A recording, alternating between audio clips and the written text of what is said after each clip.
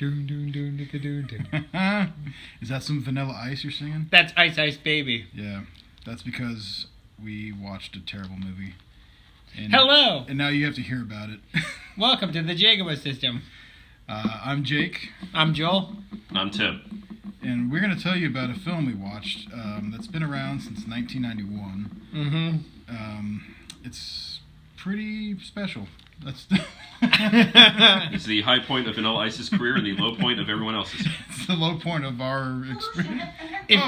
If movies, if movies had dunce caps. This movie would, the dunce cap would be scraping the ceiling. Yes.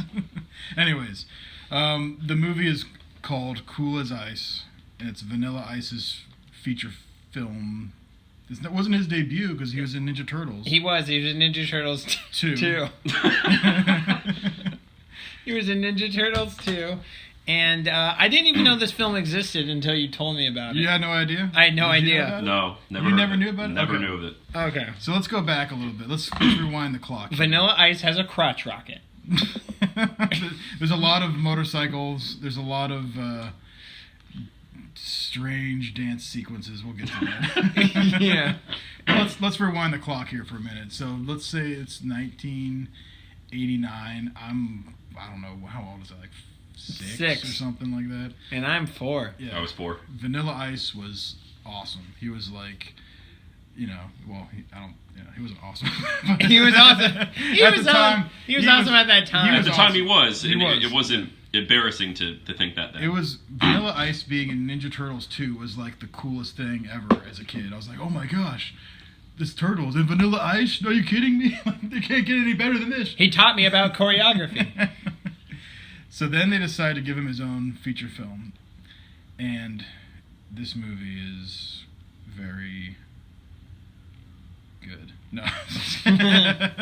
So let's talk about it. Okay. The film starts and ends with just like these weird dance sequences with... Well, the opening credits alone are about 10 minutes. Yeah. I mean, the whole movie is 90 minutes. I mean, it felt way longer. But this movie it already felt like such a chore just getting through the opening credits. It was like, it was just this weird dance. It felt like a music video dance sequence with Naomi Campbell. Right. And him doing these funky moves and stuff. And then the movie is basically about him and his friends, his homies, going.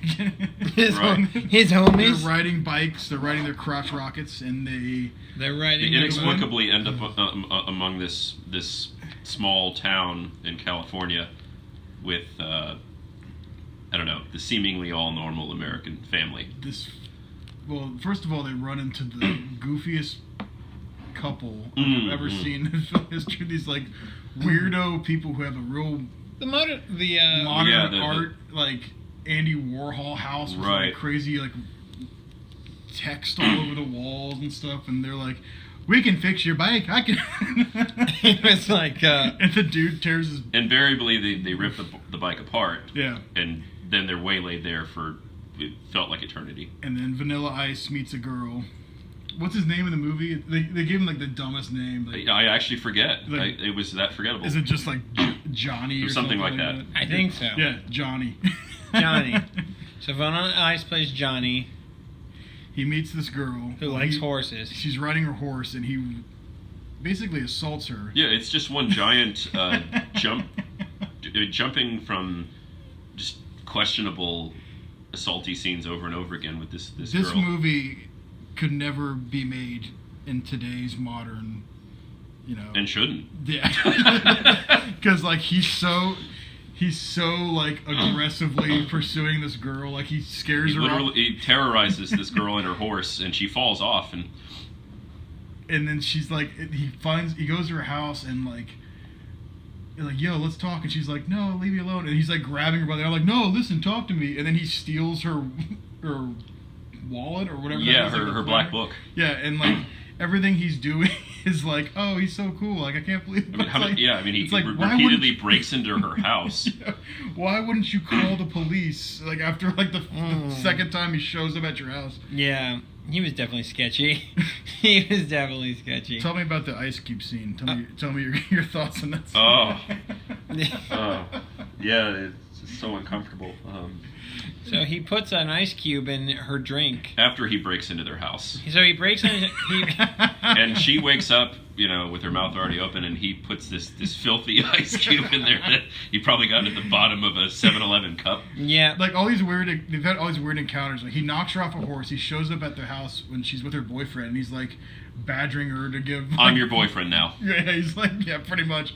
And then they go to they go to a bar, and then him and his friends like see the whack music being played, and they take over and start scratching records. And then after all this, she goes home, and she's like, she starts dancing with him there, and then she's like, oh yeah, he's a pretty cool guy. And then she goes home into her bedroom, which he breaks into. Right. And she wakes up with him laying next to her in bed, putting ice cubes in her mouth. And what's the most creepy film scene I've ever seen? That's like, how you let a girl know you like her. Yeah. And somehow, astonishingly, this girl seems to do nothing but just revere this degenerate. And it's like it's like nothing he does would be like, oh yeah, he's actually seems like it's like, oh my god, this guy is like stalking me. Call the cops. Well, no one would even let this person in their house. Right. So that's basically the plot of the film is this guy is pursuing this girl. But then there's there's this whole weird subplot. Yeah, there's a question that's asked. Can a good girl like Kathy fall for such a bad guy? It's a modern romance. My favorite thing from this movie might be the tagline that was on the posters. When a girl has a heart of stone, there's only one way to melt it. Just add ice. Filthy melted ice. I thought you were going to say when a girl has a heart on. I was like, that doesn't make sense. No, that's not going to work. So anyways, yeah, there's this whole subplot with her dad, who's played by Michael Gross. Michael Gross. Who was in Tremors, among other things. Yes. And it's very out of place in this movie, which is just basically, this movie could have just been, it's a terrible movie. The whole plot just could have been about him pursuing the girl. Right. And you think like her douchebag dickhead boyfriend is like the villain. But he's actually pretty reasonable. Yeah, he's actually you're actually like, he's not that bad of a guy. Yeah. But the dad is like involved in this like. Yeah, I couldn't quite understand it because there's a backstory with the dad. Well, they were all mush mouthed and right. There was no captions available, and he has this convoluted story of how he was in law enforcement, right? Or like he was the honest cop, and somehow he thought he did the right thing by blaming the crooked cops, and of course that never ends badly. Right. So there's this hilarious scene where he's like telling his daughter, who's like what. Probably she's supposed to be in college, so what? She's right. 18. They look 30. Yeah, they do. Everyone in this movie looks way older than they're supposed to be. But there's this hilarious scene, unintentionally hilarious, where he's like in her bedroom, like, "So I'm your dad. You've known me your whole life. By the way, my name's not." Right. He's right. Like, my yeah. name's actually. He gives this whole like backstory, and you're supposed to be like, "Oh wow!" Like. But then it's like, this is a Vanilla Ice movie. What is this? This is like. I mean, he just as easily could have made a 90-minute music video, and instead it's got all these intricate, bizarre storylines. We joked about that after the super long opening credits. I was like, I think that's just all we had planned for this movie. Like as soon as the credits ended. Anything else is just Anyways, Cool as Ice. It's as bad as I thought it was going to be. This is a movie that came out. I was a kid. I remember seeing the poster for it, like in the movie theater, and like commercials on TV. And even back then, I'd be like, "That doesn't look good." I don't know who would go see that movie as a kid. Even like we were talking about this too. It's especially amazing with that certain period in time. Certainly in the 80s through the early 90s, there's just so much ridiculous product placement. I mean, there's just countless sequences of Nintendo. The score of Mario Brothers 3 being louder than any of the dialogue. Yep. And what was the clothing here? The Stussy? What's it called? Stussy? Stussy. Yeah. Like there's a lot of that, and just you look at this movie and you're just like, oh. Like very clearly holding Diet Coke cans, so you can see the logo perfectly. It just seems like a big commercial for Vanilla. For every giant company that existed. And also just for Vanilla Ice, sure. Because there's so many long sequences of just him dancing and rapping and stuff, and you're like, this has nothing to do with the story. Like this is just here because it's a Vanilla Ice movie. Yeah. So anyways. All in all, go check out Cool as Ice if you want to be nostalgic and watch a film that is clearly in the 90s. Yeah, and this movie's horrible, but we had a great time watching it, honestly. Like, Absolutely. Truth be told, yeah. I mean, we laughed our asses off the whole time. I haven't laughed this hard. It's especially remarkable, like the kind of thing you could make at that time. It was a very specific moment in time that's just completely gone. I mean, you could just make these off-the-wall, ridiculous movies. If they were going to make a movie like this now, and I don't know, they might have made something like this, but like, who's like today's version of Vanilla Ice? I was thinking it's probably going to be like Justin Bieber or something like that. But even he's not that ridiculous. I mean, he's... I don't know, there really was a certain era. He would get a consent form.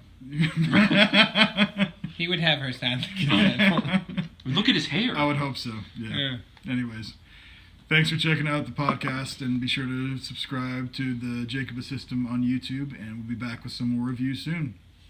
You're as cool as ice. Yo, drop that zero and get with the hero.